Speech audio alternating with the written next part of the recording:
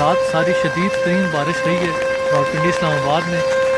और अभी नारा लेक की ये पोजीशन है। rawalpindi का ये पुल है, तकरीबन 2 फुट रह गया है पानी इस पुल से टच होने के लिए। और अगर 2 फुट से ज़्यादा पानी आएगा तो ये पुल सबसे बड़ी रुकावट rawalpindi के लिए बनेगा, क्योंकि फिर पानी बैक मारता है तो बैक से फिर ये निषेधी इलाके ज़्यादा जल्दी से ज़र आब आ जाते हैं। अभी भी ये अलर्ट जारी किया गया है कि नेक्स्ट जो 2 आवर्स हैं वो ज़्यादा ख़तरनाक है सूरत हाल के सामान के पहाड़ों पर काफ़ी ज़्यादा शदीद बारिश हो रही है।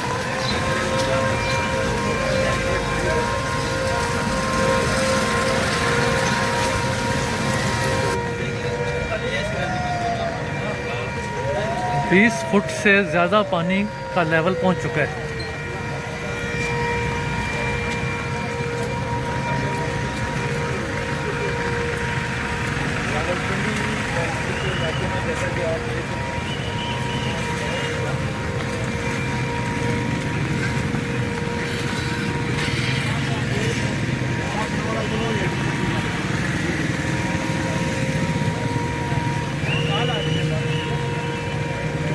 ये रावलपिंडी का एक ऐसा मंजर है जैसे पता चलता है कि ये दरिया है।